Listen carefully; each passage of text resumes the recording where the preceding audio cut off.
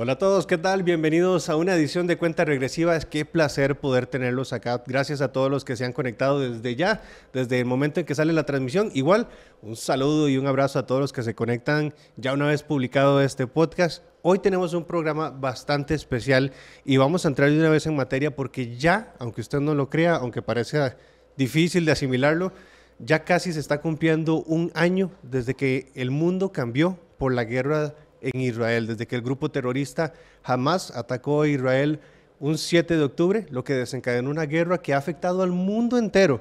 Y queremos analizar lo que ha estado sucediendo, una de las consecuencias más grandes que ha estado ocurriendo en el mundo entero, y es el aumento del antisemitismo. Por eso invitamos a conversar con nosotros a Shai Salomón.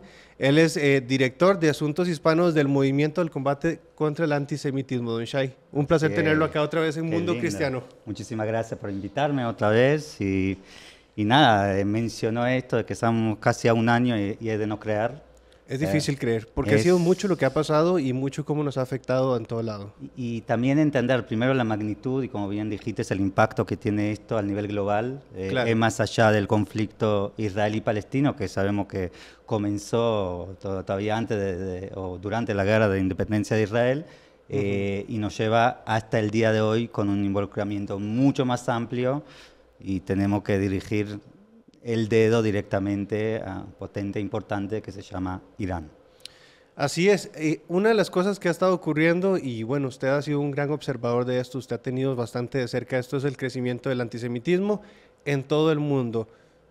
Al ser casi ya finalizando el mes de septiembre, ¿cómo lo analiza usted el antisemitismo de aquí a hace un año?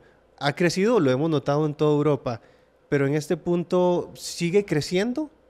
Sí, vamos a decir que vivimos fenómenos de antisemitismo desde el 8 de octubre. Fenómenos. O sea que todavía Israel estaba en una situación, también lo mencionamos en el podcast anterior, que todavía no sabía lo que está sucediendo, mismo en su propia frontera, que todavía no hubo un contraataque y ya hubo todo un mecanismo de retórica antisemita en redes sociales, que obviamente fue bien orquestada por potentes, como dije antes, que trabajaron con anticipación ese plan estratégico, que una parte de eso es el ataque físico, pero otro también es todo el ataque mediático que acompañó las terribles imágenes que conocemos del 7 de octubre. Y a la vez esto fue desarrollándose en diferentes países, obviamente Estados Unidos y Europa. Vimos fenómenos que, gracias a Dios, no lo vemos acá en Latinoamérica, pero vemos que ha cambiado la forma, la manifestación de antisemitismo en varios países. Ya no es el mismo antisemitismo latente que había, que era parte de la sociedad, sino con acciones, como dije, desde redes sociales a manifestaciones en las calles, y ataques personales a figuras que fueron acusadas hasta por lo que está sucediendo en el otro lado del mundo, solamente por su creencia o su herencia, si le digamos así, judía. Cuando ya pasa un año completo de que inició esta guerra, notamos algo muy particular, y es que definitivamente la guerra no iba dirigida a la comunidad judía de Israel como tal, sino a la comunidad judía del mundo entero.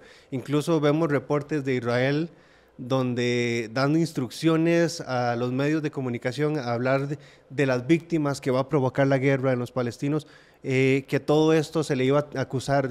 Las instrucciones es que a todos los milicianos que acusen a Israel, que echen la culpa al gobierno de Israel, que echen la culpa a Netanyahu, que echen la culpa a los judíos.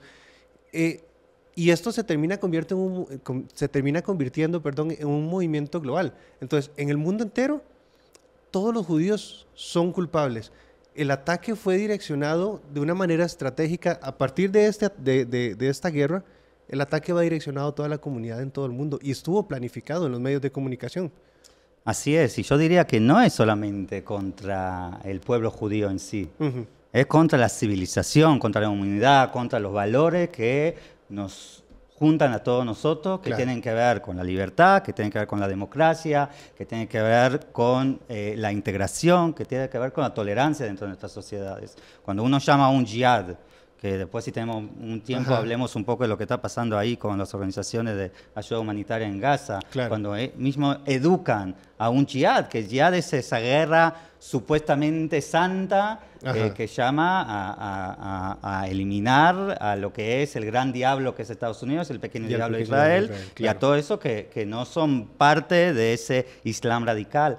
Entonces no es solamente contra el pueblo judío, y por eso digo, y lo reiteramos todo el tiempo, tenemos que ser parte de todo eso. No podemos ser indiferentes en esos momentos, porque el ataque al judío no va a terminar con el judío. Es contra todos nuestros valores, y seguro aquellos que nos están viendo ahora entienden muy bien cuando estamos hablando de los ataques también a centros de culto, a líderes espirituales, etcétera, etcétera, y es lo que todo el mundo se tiene que dar cuenta ahora.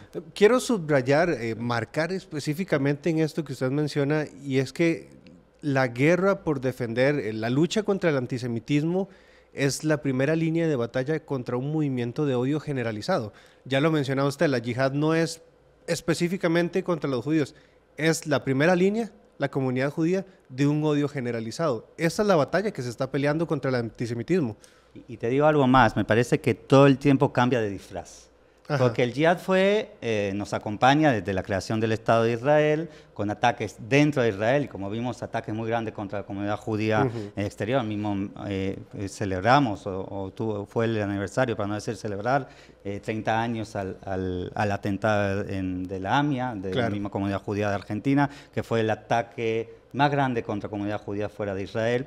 Y digo, fuera de ese jihad que conocemos de antes, ahora ya se está integrando dentro de movimientos que son lo más vistos en el mundo occidental, lo mismo lo que pasa en las universidades en Estados Unidos, con todo lo que es el movimiento woke, lo mismo lo que vemos en Europa, en varios lugares, y eso es lo preocupante, porque te entra de una puerta donde no se ve, no se nota el jihad enfrente de tus ojos, pero está bien instalado y está trabajado como un plan estratégico. El podcast anterior hablamos del tema del involucramiento de Qatar, que por un lado supuestamente es la que está mediando ahí en la negociación con Hamas e Israel, y por otro lado está financiando todo lo que ha pasado en el último tiempo en las universidades en Estados Unidos. Es el mayor inversor en educación de Estados Unidos, y no pasó abajo del radar. O sea, eso pasó durante años,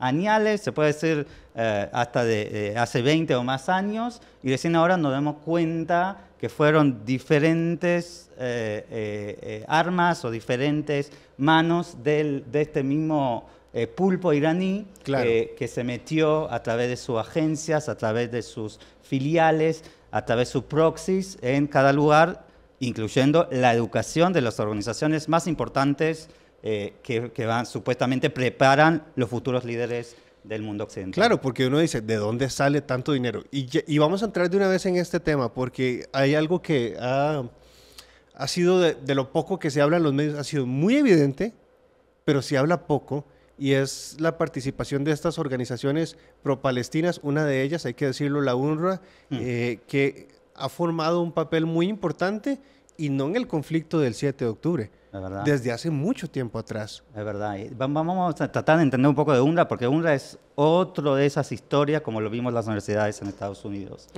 UNRWA, para que entendamos, está financiado por muchos estados, la mayoría de estados que son miembros de la ONU, en la misma agencia supuestamente de ayuda a los palestinos. Estamos hablando de presupuestos, mega presupuestos, de más de 1.000 millones de dólares por año, que hice un comparativo un poco de lo que vi. Puede ser que no son exactamente los números, pero lo que se está invirtiendo en año en un habitante en Palestina es lo mismo lo que está Costa Rica invirtiendo en educación en sus habitantes en este país.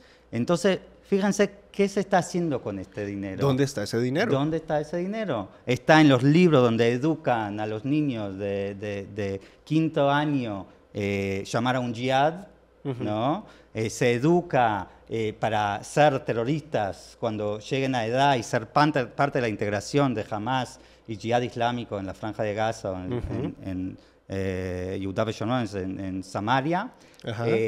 Y no solamente eso, que son parte de la infraestructura que al final llevó a cabo el 7 de octubre. No se puede desconectar esas organizaciones que supuestamente están para apoyar, educar, brindar educación, brindar salud, brindar ayuda social en lo que pasó el 7 de octubre. Fueron partícipes, y la verdad que es doloroso, porque solamente en agosto, estamos hablando hace un mes, la ONU decide despedir 9 de sus empleados de la UNRWA en Gaza. Claro. O sea, 10 meses les llevó a entender que 9 fueron involucrados, pero 9... Y 9. 9.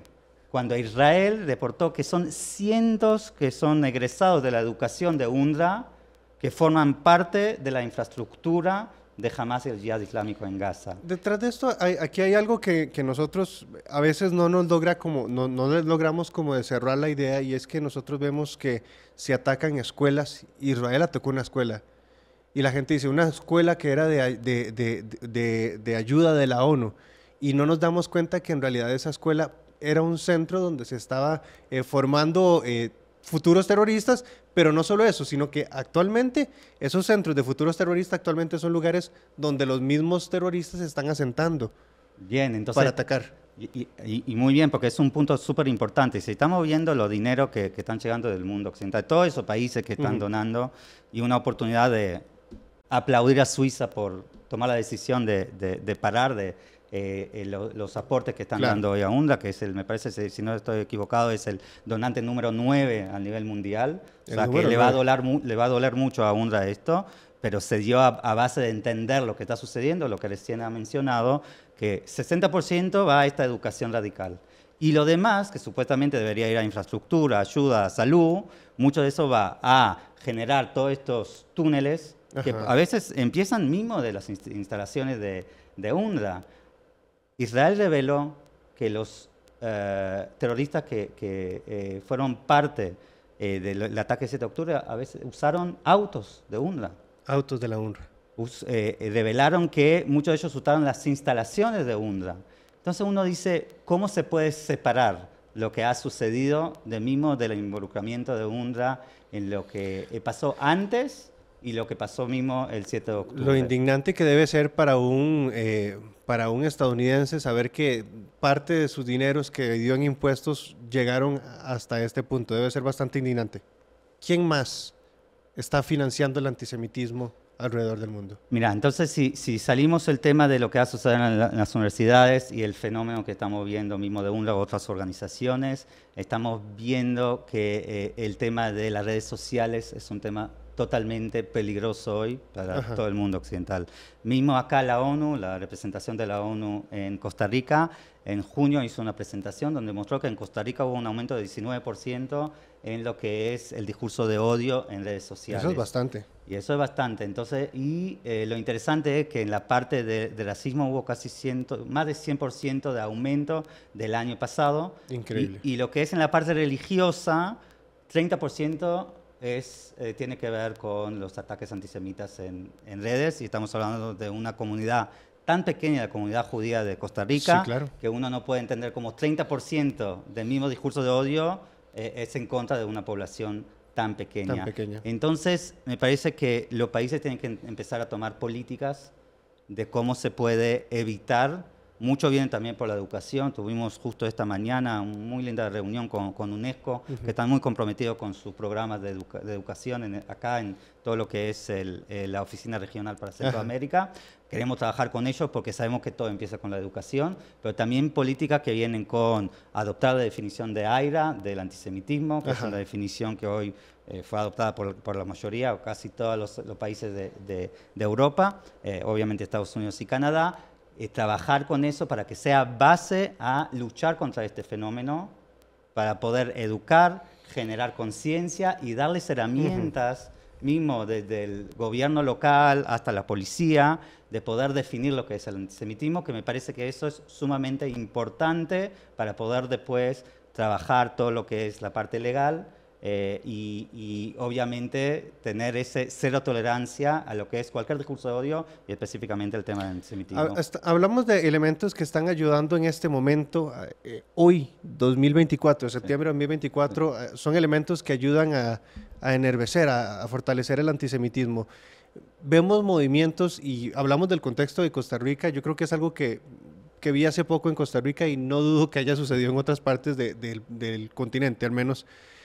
Una marcha sobre la educación universitaria en Costa Rica y yo estaba viendo en la televisión y observé y había una bandera de Palestina en una marcha que tenía que ver con un tema de presupuesto de la educación. Al otro lado había una bandera de la comunidad LGBTQ y yo me preguntaba, mira, ideológicamente no creo que haya banderas de LGBTQ en Gaza, en Cisjordania. ¿Qué tiene que ver una cosa con otra en una marcha de educación universitaria? Perdón que lo digo, pero es pura ignorancia.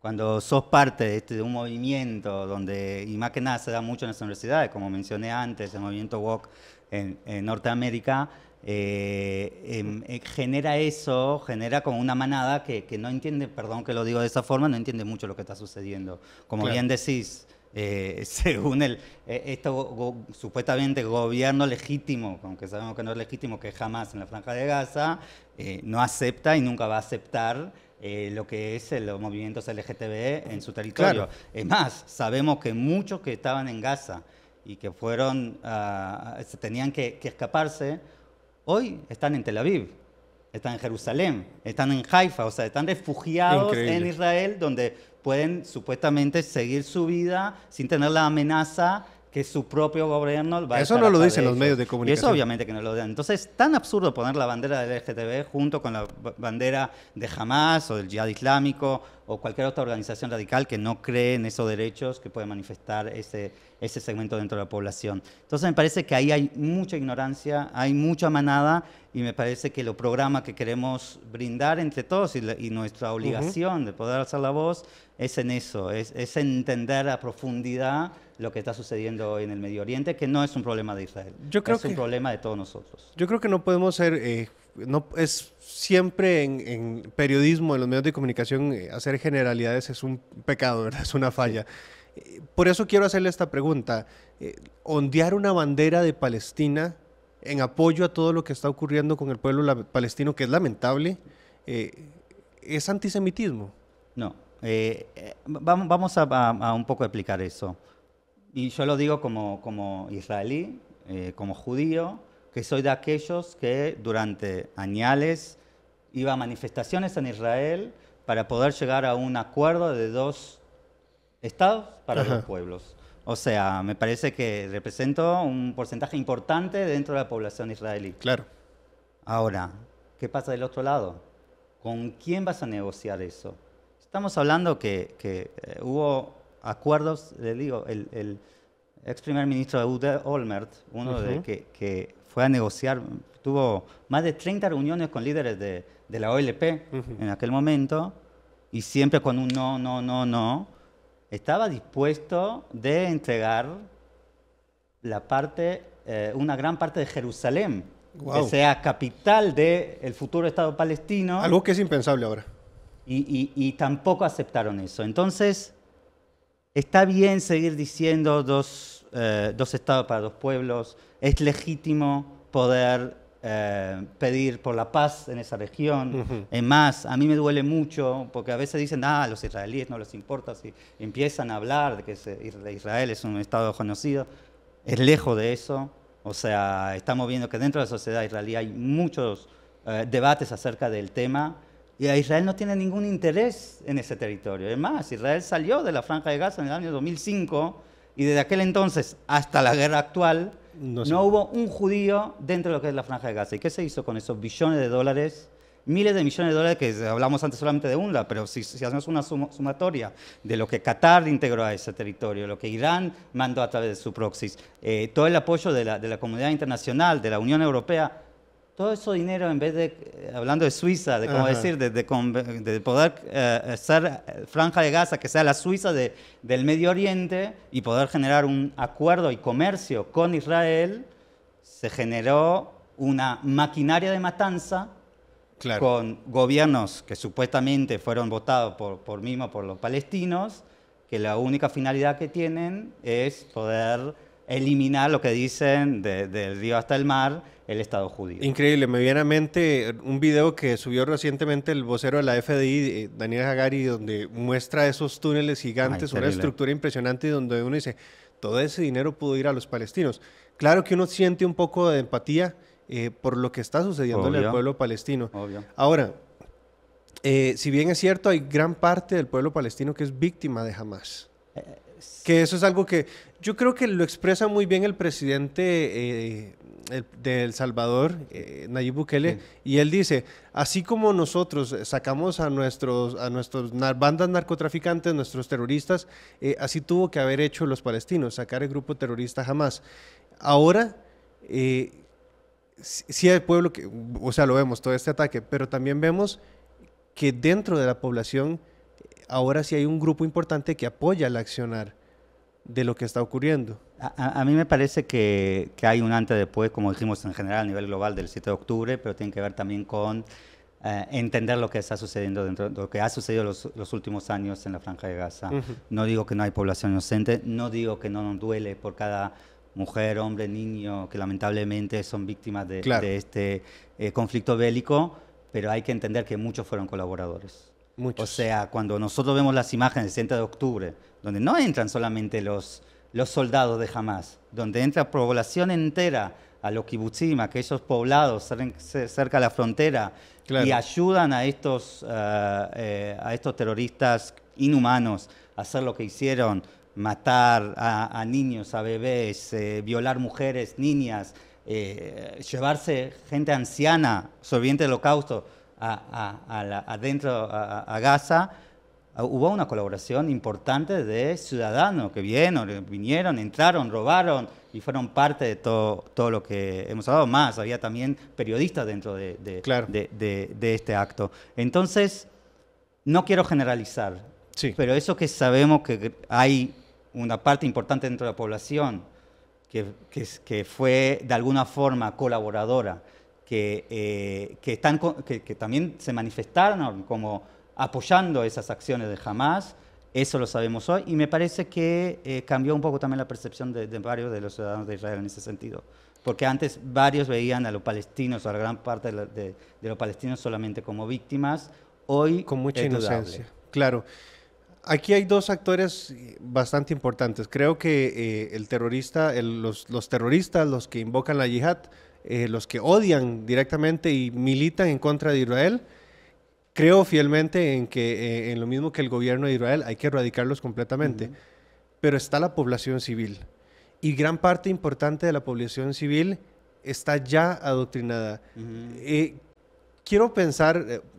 A ver, es impensable, no se puede decir que la solución es eliminarlos, porque jamás, esa es la idea genocida que tratan de vender los medios de comunicación que supuestamente Israel está haciendo. Israel, tengo entendido, lo ha dicho el mismo Netanyahu, no quiere eliminar a los palestinos. No, para nada. Lo que quiere eliminar son los militantes. Así es. Ahora, hay una población que lastimosamente está adoctrinada. ¿Por qué? Por el trabajo de la UNRWA que ha hecho durante todos los años, como lo hemos hablado ya. ¿Qué visión se puede dar para poder cambiar ese pensamiento que ya está arraigado de odio hacia Israel? ¿Hay que aprender a vivir con esto ya de aquí hasta para toda la vida? Es interesante ese punto. Yo no soy muy optimista. La verdad, sinceramente, como dijiste, eso viene de generaciones de esa educación que no llamaba a la paz. No llamaba a la legitimidad de Israel, no llamaba a poder convivir en paz con un Estado judío. Y me parece que va a llevar muchas generaciones para cambiar esa percepción, ese paradigma que existe. ¿Qué se puede hacer? Ahora, seguro, hay que terminarlo antes. Esta guerra, que viene primero con la liberación de los 101 secuestrados que todavía están en esos túneles, abajo de las instalaciones de UNRWA, abajo de las escuelas, el mismo dinero que mencionaste que podía realmente cambiar la realidad. Estamos hablando de pudo haber sido una gran nación, una potencia. Que usando la población palestina como escudo para poder generar también todo ese impacto mediático. Entonces me parece que tenemos que terminarlo antes, hay que liberar ya a todos los secuestrados y tiene que haber una intervención internacional con un compromisos serios a largo plazo que puedan asegurar la paz con Israel, y en ese sentido que no pueda volver a pasar lo que ha sucedido el 7 de octubre, y ni hablar de la seguridad que viene a la mano con otras fronteras. Porque Claro. en este momento que nosotros estamos hablando, el norte de Israel está atacado. Justo cuando empezamos el post recibí una alerta de un homicidio que fueron lanzados al norte de Israel, y eso es una rutina que vemos todos los días Que ha estado desde el sucediendo 7 de desde el 7 octubre. de octubre. Impresionante. Algo que ha estado ocurriendo, seguimos hablando de estos elementos incendiarios que han provocado más antisemitismo. Uno de esos ha sido los actores de gobierno, y vemos países como por ejemplo lastimosamente Colombia, donde Petro incluso ha sido partícipe de la desinversión israelí.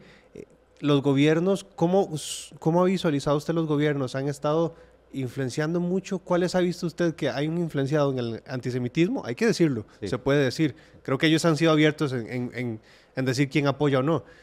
¿Cuáles ha visto usted que ha afectado más el antisemitismo? Uy, me parece que estamos en un mal momento en general político en Latinoamérica. Ajá. Y eso también se vio reflejado en las mismas opiniones y manifestaciones de parte de líderes y mandatarios en Latinoamérica. Ajá. Vimos, Petro, de verdad, es un antisemita. No ella, yo en principio decía, retórica No lo disimula. es un antisemita per se, según la definición de Aira, según lo que sabemos todos, lo que es el antisemitismo. Pero también hay otros, vemos lo que dijo Lula, vemos lo que dijo Claro. Boris en Chile, ni hablar Bolivia, Nicaragua, etc. Increíble. Y sabemos que cuando esto sale de la cabeza, o sea, no queda en la nada misma. Ajá. Y hay una responsabilidad de esos mandatarios, de esos líderes, poder cuidar a sus mismas poblaciones, porque en esos países, como Colombia, como Chile, hay una población judía, pacífica, que son parte del tejido social. Y no puedes salir en contra de la comunidad judía cuando son parte de tu sociedad, que son parte de tus votantes. Claro. Y es muy absurdo. Y ver también todo aquello que decidieron devolver a los embajadores, desconectar las relaciones Claro. diplomáticas con Israel, etcétera. Si vemos el fenómeno a nivel global, lo que más lo hicieron son los países latinoamericanos. O sea, y digo, no pasó ni con los países árabes eso. Es más, se está hablando de volver a los acuerdos de Abraham, poder Sí, ampliarlos.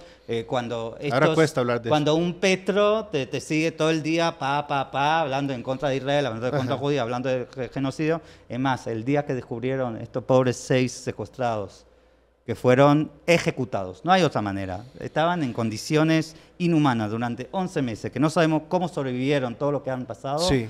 y fueron ejecutados en ese domingo cuando el ejército de Israel estaba a punto de poder salvarlos. El mismo día, Petro decide que en la televisión pública de su país va a transmitir un documental acerca de lo que él llama el genocidio en Gaza. Increíble. Y vos decís, esa es tu responsabilidad, esa es tu manera de poder expresar tu anhelo a paz en el Medio Oriente. Es un antisemitismo puro que obviamente cubre otros problemas que él tiene como mandatario de su país, Claro. agarrándose con una población. Lo mismo como vimos en la Segunda Guerra Mundial, con actores muy importantes que todos conocemos. Que todos conocemos. Don Shai, tenemos un minuto para darle un grito a las personas que están viendo Uf. esto. El grito, me imagino que es un grito Un simbólico. último grito simbólico, decirle a las personas que están viendo esto, que han visto, ¿qué es lo que no han visto todavía? ¿Qué le gustaría decirle a las personas? Mira, a mí me parece que la gente, y entiendo que los medios en ese sentido no están haciendo su trabajo, vimos mismo mucha desinformación, Ujú. esa competencia entre hasta medios importantes a nivel global, que quién sale con la noticia primero y después es muy difícil deshacer. Claro. Entonces, mi primer llamada en ese sentido es busquen el equilibrio, vean fuentes que realmente confiables. Nosotros hicimos una encuesta y vimos que casi la mayoría, casi la mitad, perdón, de los no judíos que se están informando acerca de lo que está pasando en Medio Oriente en el conflicto con Gaza, lo hacen a través de las redes sociales. No es la forma. Traten de leer, profundizarse, entender, y poder tener su propia opinión, porque es muy fácil ser parte Que se tomen su tiempo y que no corran con la noticia. Y que no fomentan ese odio, que entiendan que estamos buscando la mejor forma de ser una sociedad unida en un mundo que realmente está caótico, donde podemos defender cada uno los derechos del otro, que podemos ser más empáticos a lo que está sucediendo y que somos actores en todo eso. Y tenemos una parte participativa como ciudadanos conscientes de poder también generar el cambio. Poder hablar con sus mandatarios, con la gente que ustedes votaron, decir las cosas como deberían ser y acordarse, y nosotros siempre lo decimos, lo que empieza con el judío no termina con el judío, porque mañana van a estar atrás de la iglesia evangélica, van a estar atrás de los católicos, van a estar atrás de otras minorías dentro de la población, y es nuestro momento como ciudadanos responsables de actuar. Y con este recordatorio nos quedamos. Don Shai Salomón, gracias por acompañarnos. No, muchísimas gracias. Gracias a todos aquellos que nos acompañan, nos escriben, y los invito también en esta oportunidad volver a recalcar que vamos a estar haciendo acá, en este país de pura vida, nuestro cuarto foro latinoamericano contra el antisemitismo. Va a ser del 11 al 14 de noviembre, que obviamente vamos a hacer la cobertura a través de ustedes, y nos gustaría que nos acompañen en redes, nos acompañen durante el evento. Aquellos que están en Costa Rica pueden también ver toda la información en CAM en español o a través de sus medios. Así que muchísimas gracias. A todos ustedes que nos escucharon a través de este podcast, muchas gracias por acompañarnos en Cuenta Regresiva. Que el Señor los bendiga.